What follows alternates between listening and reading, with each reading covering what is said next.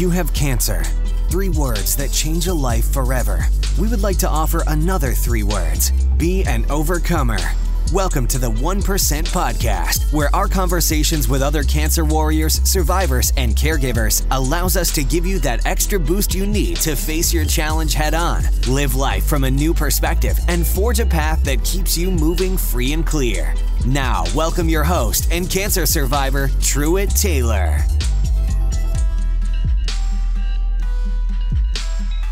Welcome to the 1% Podcast. I'm your host, Truett Taylor, and today on the show we have Amy. Amy was 38 years old when she was diagnosed with stage 3B colon cancer.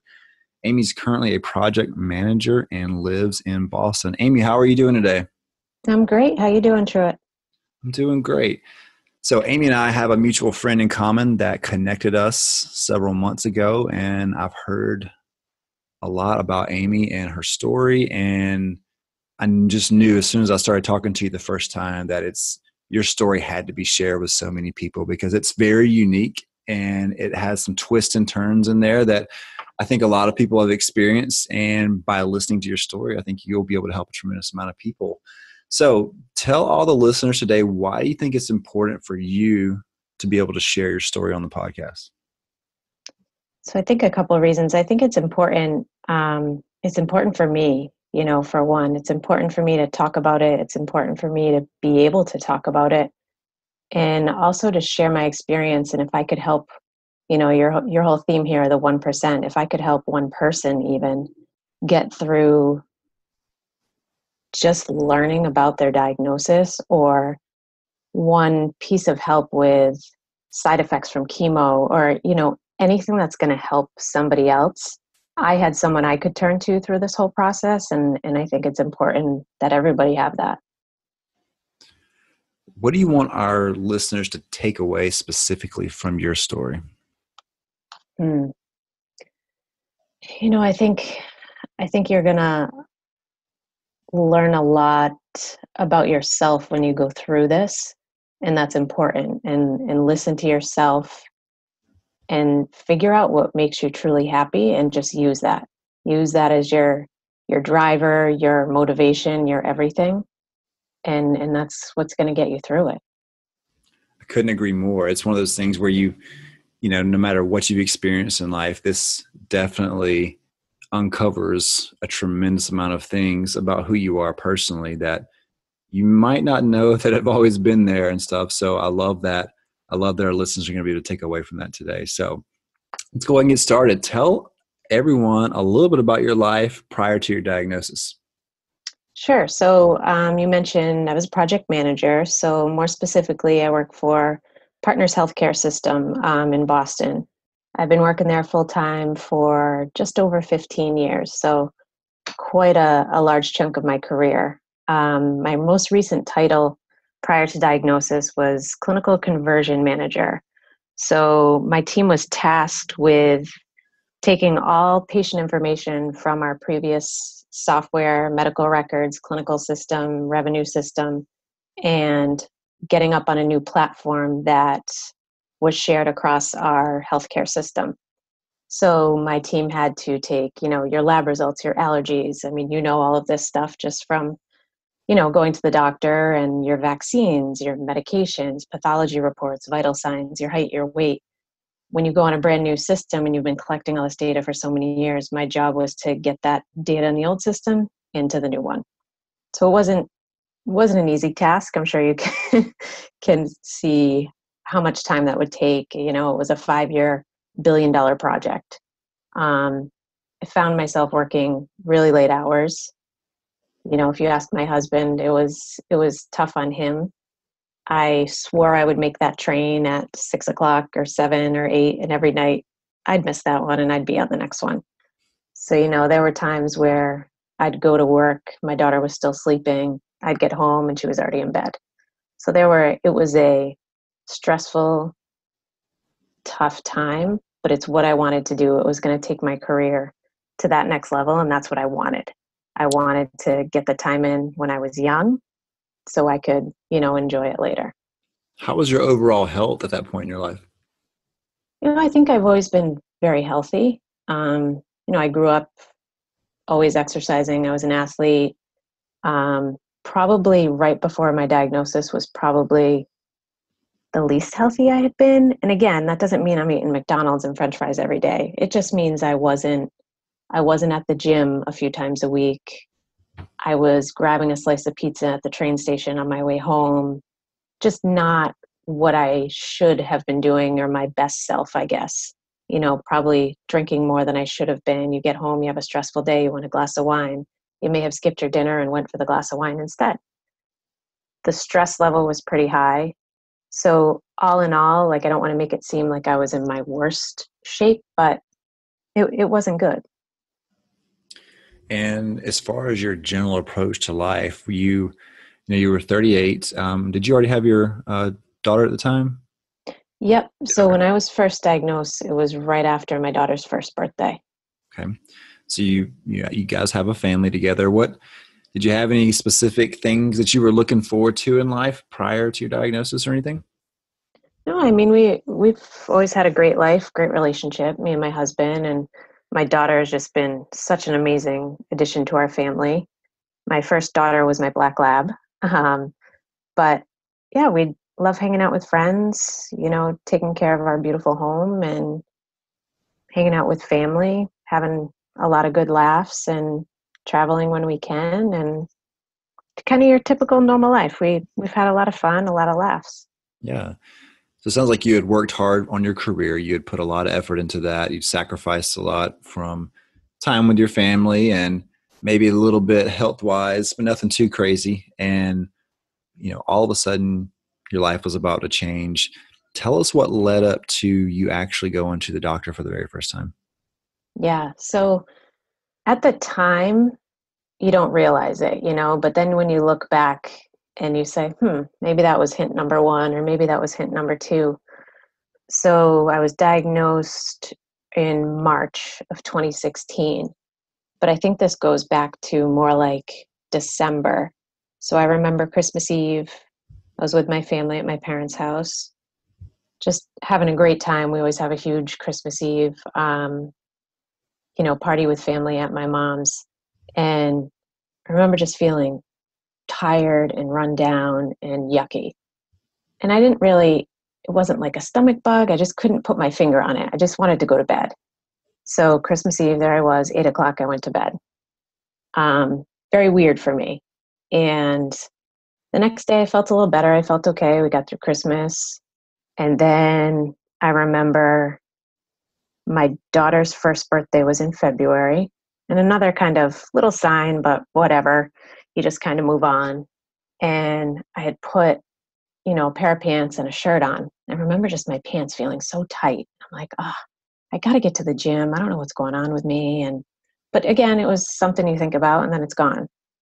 And then my husband's birthday, his 40th, was a week later after my daughter's birthday. And I took him to a casino for the night. We had a nice night out. His parents watched our daughter, and I ended up vomiting that night. And not something I don't vomit ever. It's not something that's a norm for me. And I remember looking, could get a little graphic here, but I remember looking in the toilet and it was pink. And I'm racking my brain saying, I didn't eat anything pink. I didn't have like a pink umbrella drink, or I didn't eat anything pink. What is that? And now I look back and it was probably blood. But at the time, I threw up, I went to bed and moved on. Then I started having the abdominal pain. So I think the vomiting was the beginning of nothing was getting through my body. So that's when I started to have kind of a little bit of constipation and just belly pain. And I went into the doctor on a Monday and they thought, maybe it's, something OB related. You just had a daughter a year ago. Your body's getting back together. You had a C-section. Let's just do an ultrasound. Maybe you have a cyst. So they did that, didn't find anything. They said, well, you actually do have a few cysts, but nothing, huge. And I went home and I'm like, this doesn't feel like a cyst that, I wouldn't have this much pain from. And a couple days later, I called my PCP. I said, I still have it. I don't think it was a cyst. She asked me again, how are your bowel movements? And I said, actually, now that you ask, I haven't gone today, and I don't think I went yesterday. She said, all right, go get, laxatives. I want you to take a few things. She gave me a few things to take from the pharmacy and call me if nothing kicks in. So I took them that night and still nothing. And I was in excruciating pain now. So they sent me to the emergency room. I was like uncontrollably vomiting in the emergency room. They took me in, gave me a scan, and that's where we ended up. So take us to that moment where you heard the words, you have cancer. Yeah. So, when I went in, again, you don't think cancer. I don't even know if cancer crossed my mind. I thought there's something wrong in my belly. They did the CT scan. The doctor came in. So I was by myself. I'm an independent person. My daughter was sleeping, and I said, what are we going to do? Call a babysitter for them to come over so you can come to the hospital with me. So let's just keep her sleeping. I'll call you as soon as I know anything. So the doctor's like, are you here with anybody? And I said, well, no, I didn't want to wake up my daughter and blah, blah, blah. And he's like, well, I think you should have somebody here. So I was like, okay, this doesn't sound very good. And he just said, there's something suspicious in your colon, and you're going to need surgery to remove it, but also to figure out what it is. So he didn't even breach the subject of cancer. I mean, if you're in the medical world, you assume that. So I called my husband. He came by, and I was on morphine at that point because the pain was really bad. I couldn't eat anything. They wouldn't allow me to eat. So my husband got there, and all I remember is kind of falling asleep for the night. I don't think I had any other conversations or anything. The next morning, I woke up, and the first thing I did was, okay, I work for one of the best healthcare systems in the country. I need to talk to some people. So I sent a few text messages to my boss and said, who do you think is the best person for me to talk to right now? So she made a few phone calls, and a physician I work with, he was by my bedside maybe 2 hours later. And he looked me in the eye and said, you have colon cancer. It's probably stage 3. You're going to need surgery and chemo. So where do you want to go? And that was it. Like, there was he just said it to me so straight and so honest and so easily that I was like, oh, okay. All right. I think I either want to go to Mass General or Dana-Farber, or, how do I decide? They're both great hospitals. And he said, you're going to get the same treatment. They're amazing hospitals. You decide what's better for you and your family. And I chose Dana-Farber, a very well-known cancer institute, basically because it was closer to home and I knew people that work there. And that was it. Like, I don't remember having a conversation with a doctor about a diagnosis. And, a lot of doctors won't say cancer until they read the pathology report. So having a friend that's a doctor that looked me in the eye and said, this is what you're up against, it was helpful. And it didn't give me that, oh, maybe it's not cancer. It didn't give me that back and forth of, maybe it's not, let's be positive. It was like, I kind of accepted it, and I was ready to move on. So after those, he had mentioned that to you, which you said was very matter-of-factly, which sounds like to me that's exactly the way you needed to be told. How did you process those feelings, and what kind of fears and insecurities did you have after you heard that before you started going through all the treatment and everything? Everything for me happened very quickly. So I went into the emergency room, I believe on a Friday, and was pretty medicated until my surgery on Sunday. So there wasn't a lot of time. I'm sure I was thinking about it. I'm sure I was having phone conversations that I don't really remember. But my surgery was Sunday. It was Easter Sunday. And I remember that the surgeon came in and I said, thank you so much for doing this on a Sunday. I'm sorry to take you away from your family on Easter Sunday. And he looks at me and he goes, sweetheart, I am Jewish and I am ready to do this. So let's go. And, just those like little moments of laughter or like a smile, you just remember things like that. And so once I got into the surgery, they took 2 feet of my colon out that day. And the recovery was the hardest thing I've ever been through. I mean, your body just doesn't know how to process food. You just removed a major piece of your body that is used to being there. So either you're throwing up everything or nothing's coming through. It took me a while to learn how to eat, learn how to eat slowly, learn what I could eat versus what I couldn't eat. The acid reflux, oh my gosh. I mean, everything just felt like it was coming back up. So there was so much more going on that I was just worried about getting through that surgery. So once I got through that surgery, I think is where it started to sink in. I've realized I'm more anxious and fearful of the unknown than of once I understand something and I know what's going to happen. So like a port, they knew they were going to put the port placement in for, taking blood, for administering the chemo. And I had never seen that done before. I had never had known someone that had one. That was making me anxious and fearful. And then once I saw what it was and where it was going to be, and they explained the process, I was like, okay, that's the next step.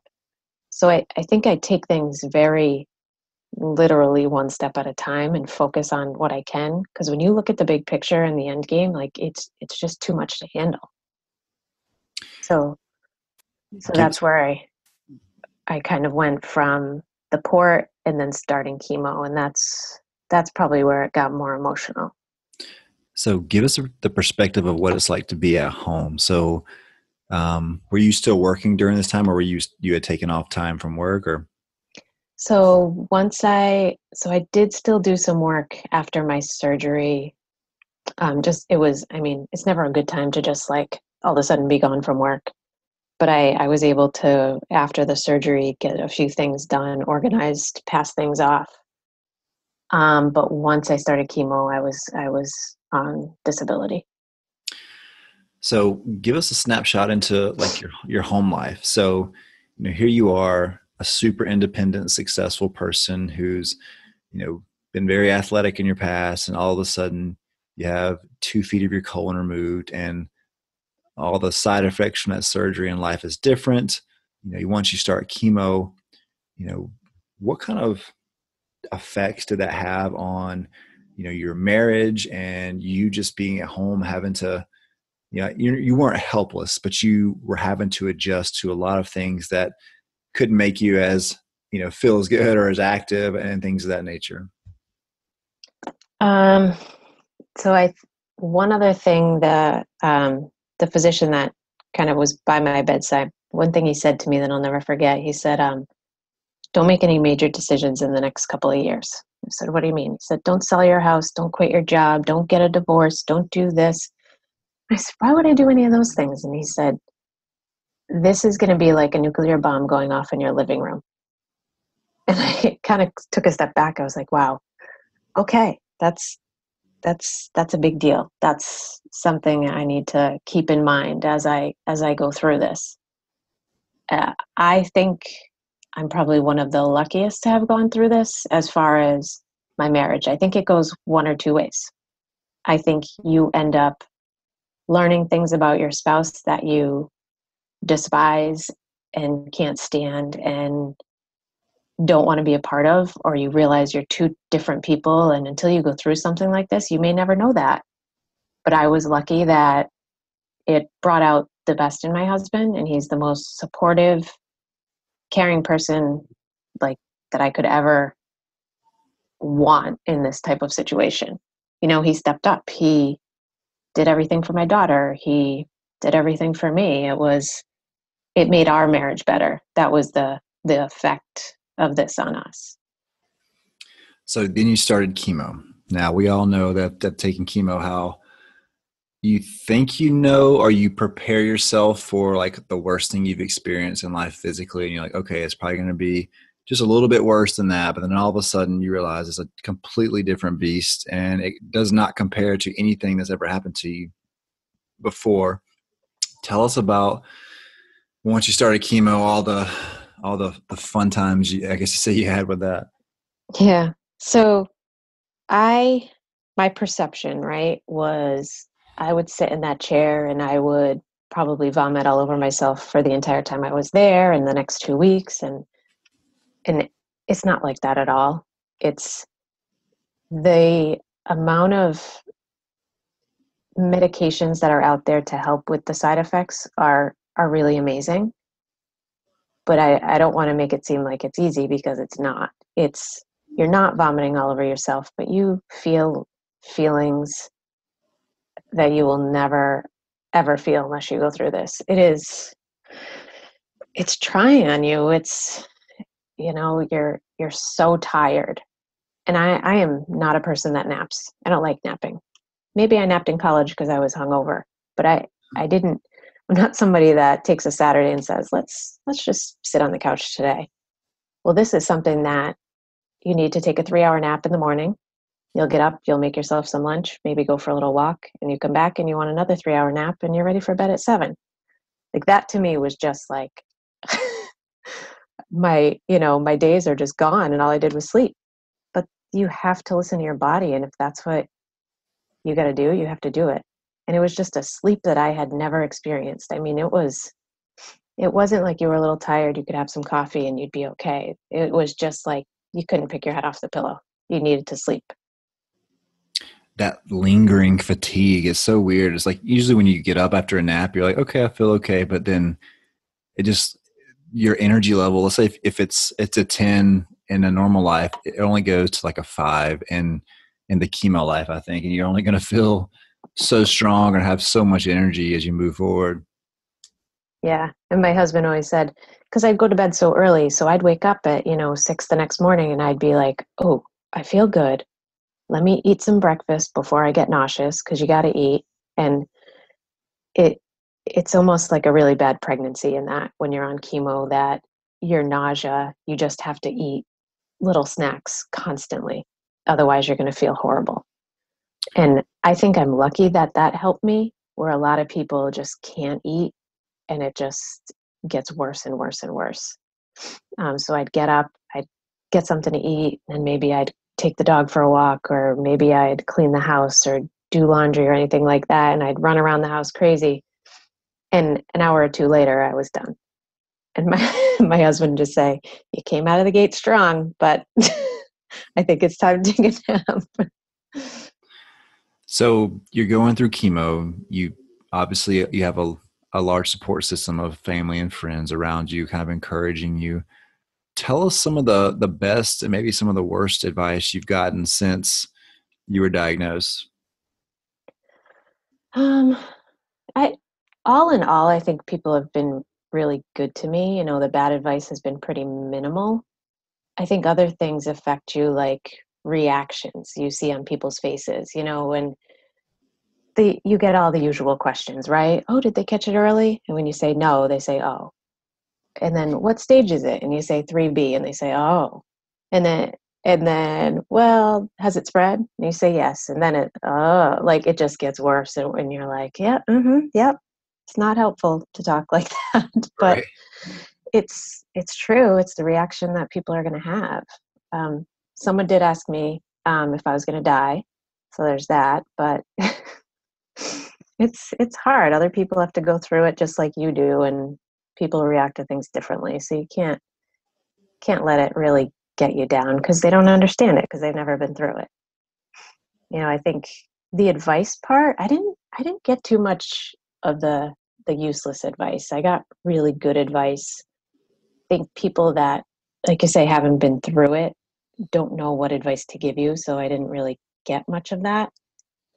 I sought advice from my care team a lot, my nutritionist, my oncologist, my nurse practitioner, my nurse, and then other cancer patients, other blogs or caregivers.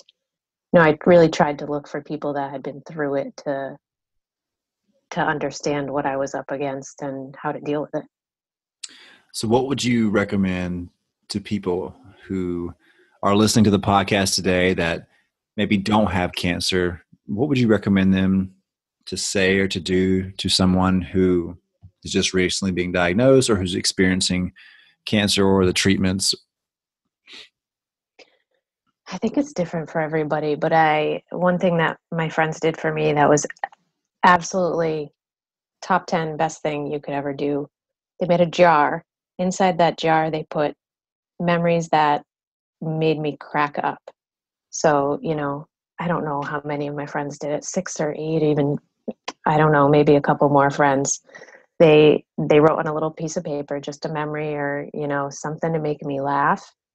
And every time I was having a hard time, I would pull one out of that jar and I would read it. And it would change my mindset. It would make me laugh. It would make me cry. It just changed the moment. And it was the best thing I think that you could do for anybody. Make them laugh, like make them remember any good time you had. And I think there was 100 in there, and that got me through surgeries. It got me through chemo. So I tried not to open too many at a time. I tried to only do one a day, and I saved them for my chemo treatments. So I had something to look forward to at that treatment. I knew I was going to open a new one that I hadn't seen. And I recently put them all in a scrapbook, and they're in an album, and now I can read the whole album whenever I want. I think that's awesome. Just having that idea out there. So if everyone listening, she had a jar and all of her friends put memories in there that would remind her of funny moments, good times, things of that nature. When you reach in and grab that piece of paper out with that memory on there. I think that's such a cool idea to have. Is there anyone, treatment that was really rough that you pulled out a certain memory that you remember?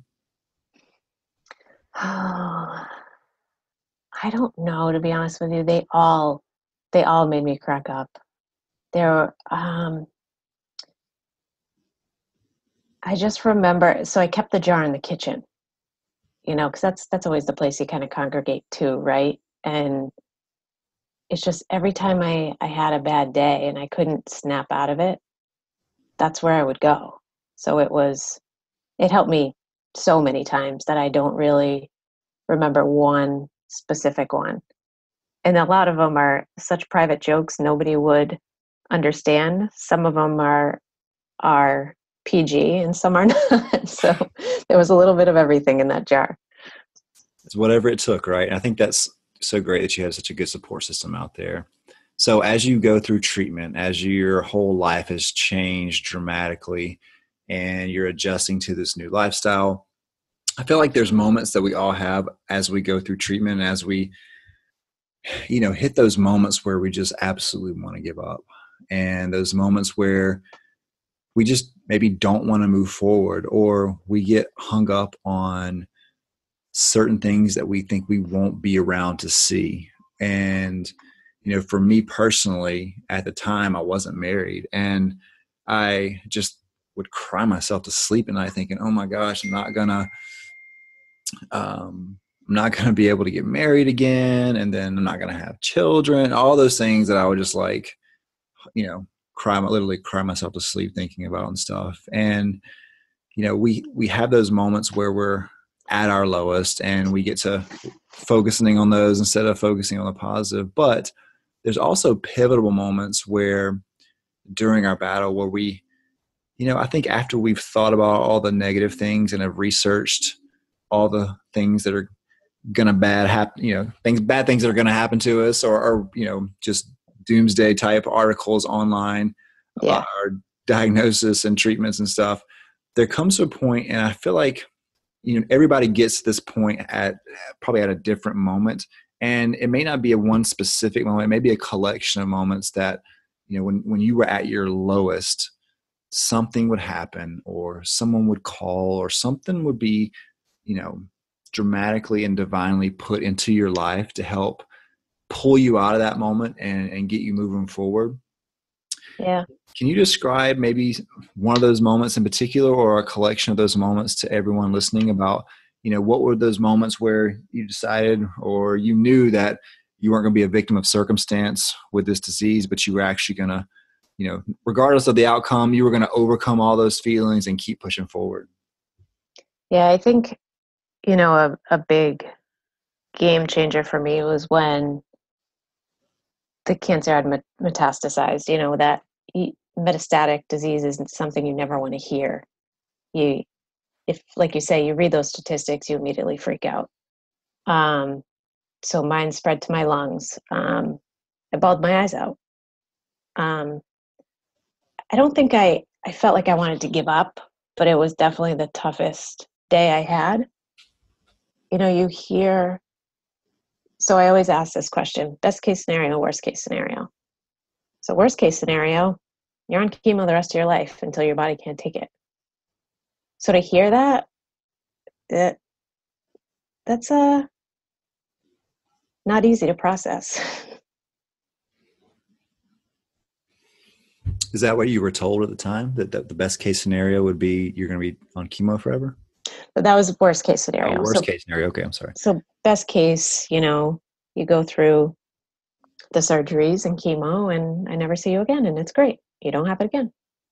But worst case, we're just going to do maintenance chemo on you because it keeps coming back and we can't get rid of it. So that was a tough, probably 2 weeks. Once the cancer came back, I was back at work, living kind of a cancer-free life for about a year, and then I went in for my routine scan, and everything changes. So for the first time, I went to see a therapist, and I just said, I can't stop crying. I got to get through this. Like, how do I get through this? And she's like, what you're going through is normal. Don't think you need to change anything or think you need to fix anything. It's normal. Like, just let it happen. And then I asked her, I said, do you think it's okay or do you think I'm giving up if I start planning for death? And by that, I mean, what are all the things I need to have in order if I were to die? If in the next year things don't go right, who's going to know where my bank accounts are, where my bills are paid, where my will is, everything for my daughter, And she said, I don't think that's preparing for death. I think that's being mature. I think it's being selfless by having other people not have to deal with things that when they're already going to be dealing with a tragedy, if God forbid it were ever to happen. So if you feel like you need to, quote unquote, get things in order, then do it. And I did, and it helped. It was almost like, okay, now I've looked out for other people, and now I just need to focus on myself. And I don't know if that would help other people. I think it depends on the type of person. I'm very organized and anal and all of those things, and something like that kind of helped me process it. Yeah. That's, that's kind of like the harsh reality in a way. And I think it's, your initial thought was, am I being selfish? Am I being a certain way thinking about this? But in hindsight, you were just, preventing, again, like she said, the people that would be mourning you already, like all the details as far as things that you have to do. And it's one more thing they would have to do and everything else if something were to happen to you. So, it's a tough thing to think about. And it's a tough thing knowing that you've already made that decision, but the reason behind that, I feel like is such a positive thing for you and for your family. If the worst case scenario were to happen. So tell us about a moment, like some more moments where you just decided, hey, like I'm gonna fight this. And I know things are tough, and and I know you mentioned before that you thought about your family as well too, as far as like your husband and your daughter, as far as what would happen to them. Like, what got you through the moments of thinking, if I do pass away, if I don't make it through this, what's their life going to be like? Yeah. Honestly, my daughter she's probably the happiest person I've ever met. So when you sit there, tears pouring down your face, and and you look at her, like you can't be sad, because the last thing you want to do is dull her spirit, or, you know, have her change her mood from so happy to be sad. Because why be sad in that moment when she's so happy? So it's, and my husband would say, "You've gone through this before. You know you can do it. Like, there's no more unknown. You did the chemo. You did great. You're a champ. Like, you're fine. You're going to get through this again. You did it last time. You'll do it again. And you know what? If you have to do it a third time, you'll do it a third time. It's fine." And it's true. You have to downplay it. You have to say, "I've done that. I can do it again." Because you just got to figure out how to kind of spin your own brain to what works for you. Spin it in a way that you can process and you believe, and you can do it. Do you have any advice on for people to actually do that? Like, to really almost like take an inventory of who they are and what works for them, and what's the first steps to getting started doing something like that? You sound like you unfortunately you've had to do it, but like you've done it, and it's getting you through the moments that you've had. Like, what kind of advice do you have for people to get started to doing something like that for themselves? I think it's figuring out what drives you. Like, what makes you put one foot in front of the other? What makes you get up every morning, and what, just really what motivates you? Because if you're motivated and you have an end goal and you reach that goal and that makes you happy, like, happiness is what you're striving for, right? To just stay happy in this horrible situation you're in. And if you can do that, you can get through it.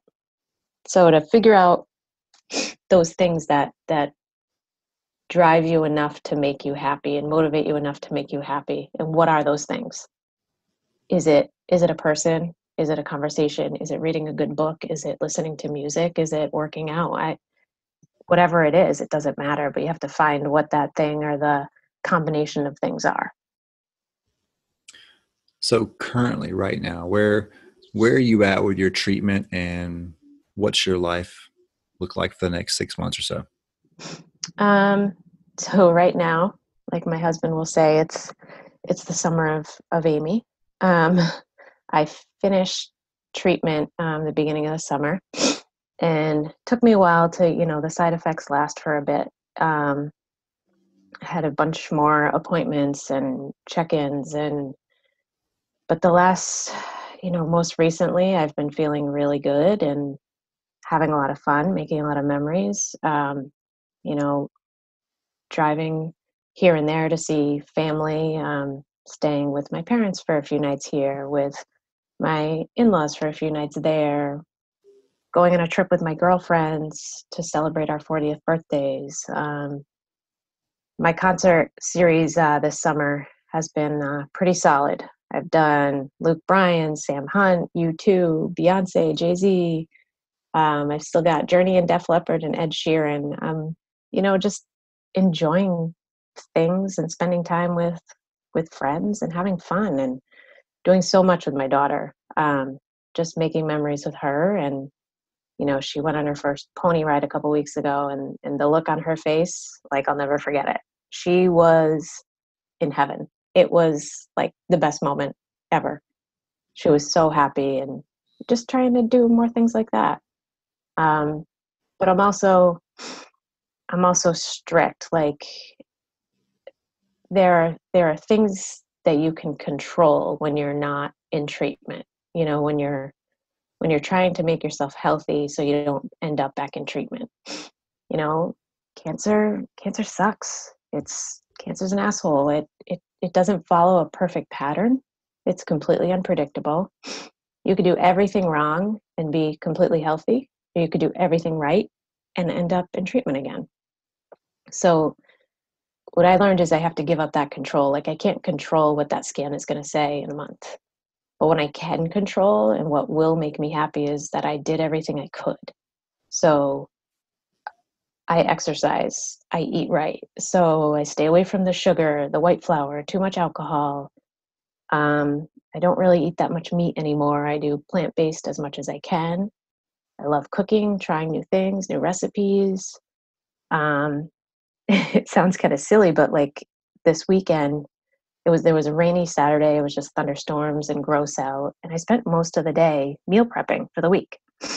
But when I open that fridge, it makes me truly happy. Like I look at those meals and I'm like, these are all healthy, they're all good for me, and they're all done.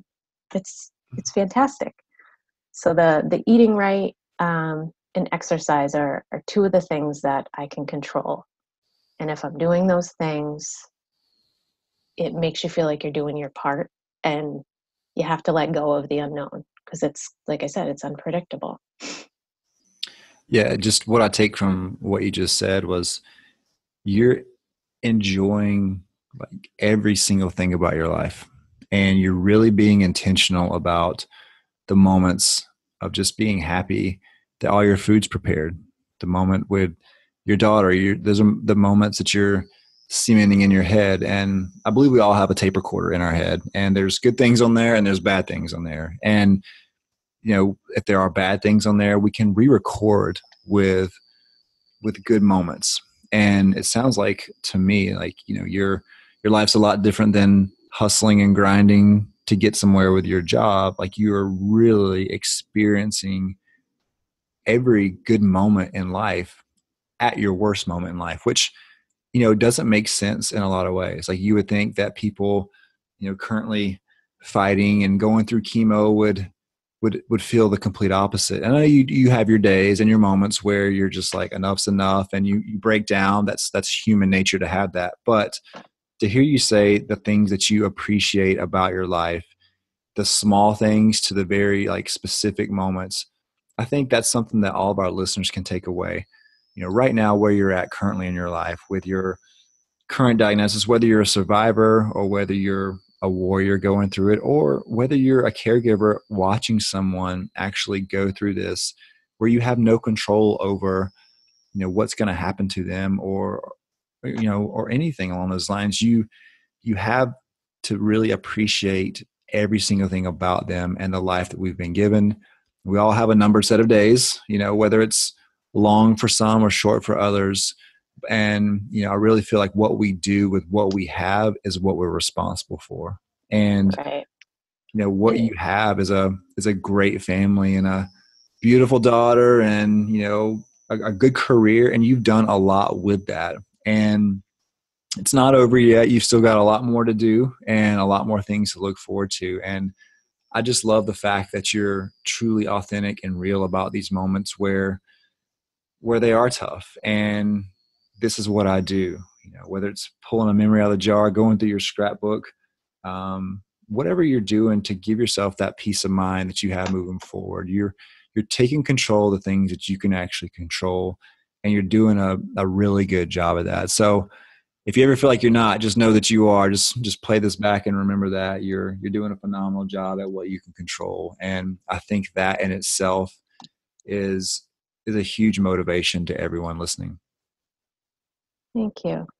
Yeah, I think it's it's funny because you could say every kind of cliche thing, live life to the fullest, don't sweat the small stuff, stop and smell the roses, all those things that people say. And I would have liked to think that's how I lived my life before, but I didn't, and now I really do. Like those little things don't overcome me or ruin my day.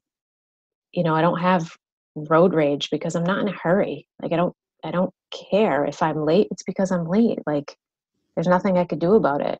Getting worked up and flipping people off isn't going to help that. I listening, I think kids do make a huge difference. Like having kids are never in a hurry, right? Sometimes it's the most annoying thing in the whole world because you're trying to get out the door and they won't put their shoes on and they won't do this and they won't do that. But then there's times where I'm outside with my daughter and I'm like, all right, we got to go inside. We got to get ready to go somewhere. And she'll be like, oh, look at the bird. Or do you hear that bird? Or do you see that bunny? Or do you see that? And you actually stop and think like them for a minute. And you're like, oh yeah, that is pretty cool. As opposed to, yeah, I've seen the freaking bird a million times. Let's get inside. That's the huge difference. And like, I know last week I was outside trying to mow the lawn because I wanted to get some exercise in, but also do something, so my husband didn't have to do it when he got home from work.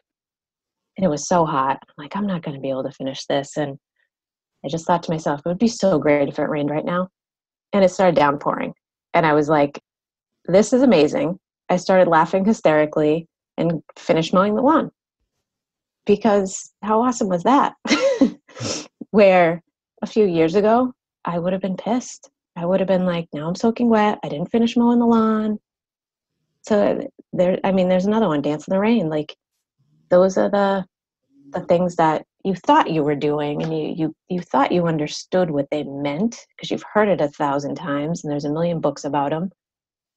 But it's different when you really get it. What's one piece of advice you give to someone listening right now to help give them the 1% they need to keep fighting? I think we kind of talked about it a little bit, like find that person, place, thing, whatever it is that motivates you. A friend, a daughter, listening to music, whatever it is.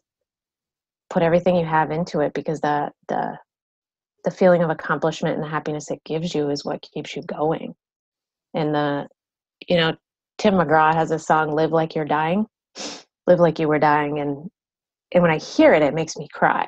But when you listen to the lyrics, it's true. It's, what would you do when you get that news? And he says, I went skydiving, Rocky Mountain climbing. I loved deeper. I spoke sweeter. Those things that you just you don't want to say you live like you're going to die, but live like you care about every moment you have. Live like it means something. Don't waste it. I love it. Amy, again, your story to me, like someone who, with your personality, with your background, is so unique, and it's a very different lifestyle than you would probably intentionally plan on living, things that you've had to go through. But you know what, like, who's to say, we never know, but who's to say you wouldn't have enjoyed the things that you are enjoying now had life continued the way it was, Right. And I don't want people to think that that's a terrible way to think about things. Everyone should have cancer. It's great. Right, No. yeah. Wait till your life. Yeah.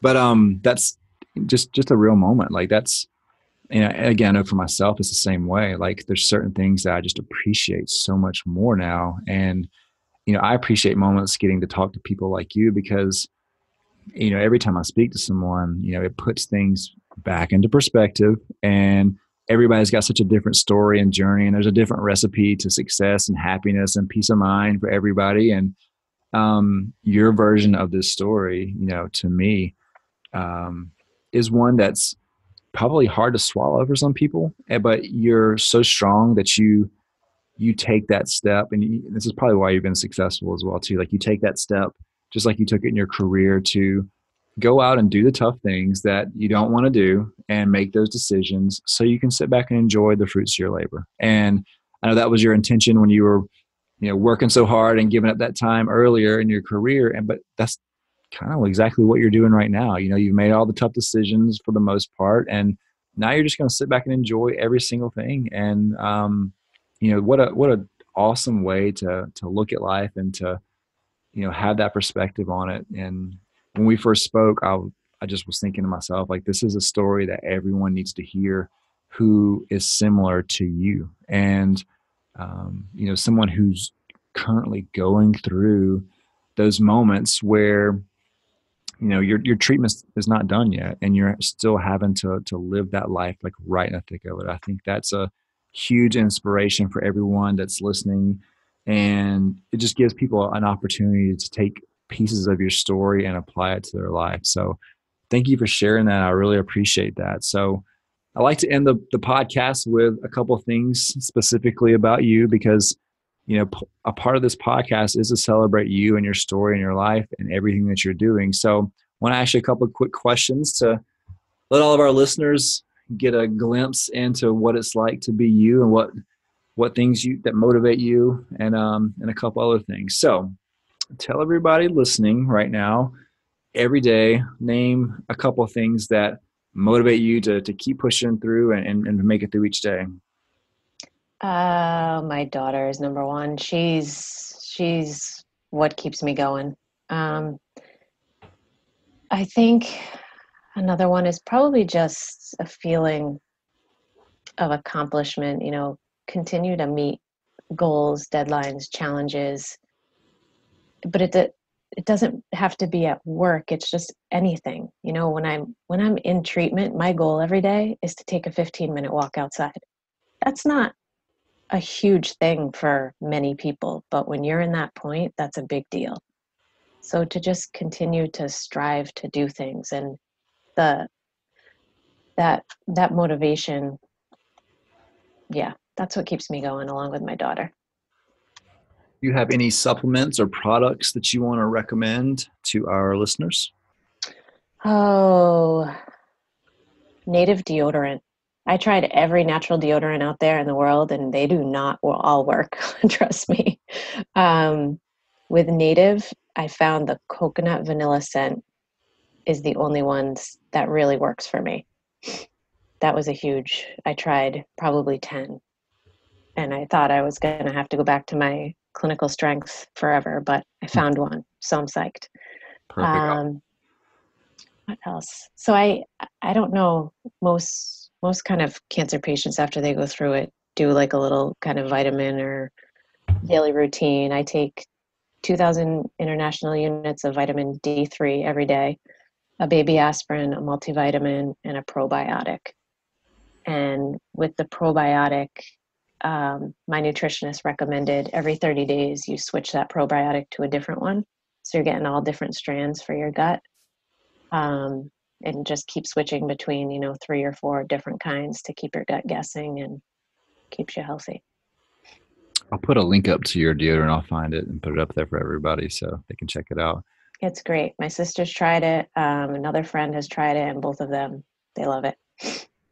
What's the last book you've read? Oh, the last book I've read. So I just finished Into the Water by Paula Hawkins. She also wrote Girl on the Train, I believe. It was good, but it was one of those books that every chapter came from a different person's perspective. And it wasn't just 2 or 3 people, it was like 10.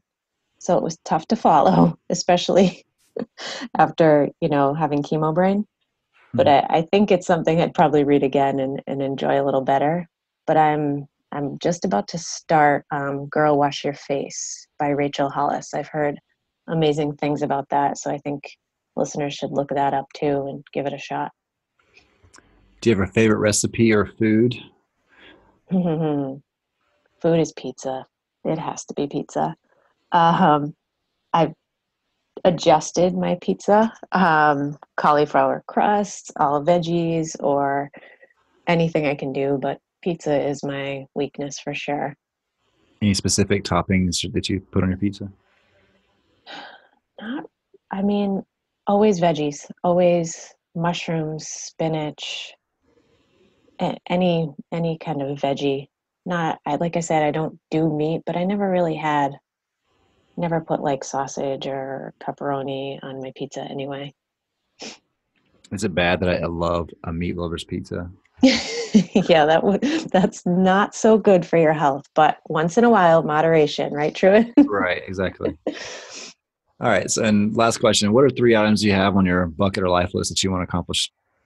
Oh, I have to swim with dolphins. I know everyone says that, but I have to. They're just so cute. So my husband and I will plan that. We actually were able to go to Turks and Caicos after I finished my first chemo treatment, and we went parasailing, which was awesome. So the next thing is going to be swimming with dolphins. I love it. And I've started a book. I started a children's book, so my goal is to get that published and out there on Amazon. So that's another. And then last one, maybe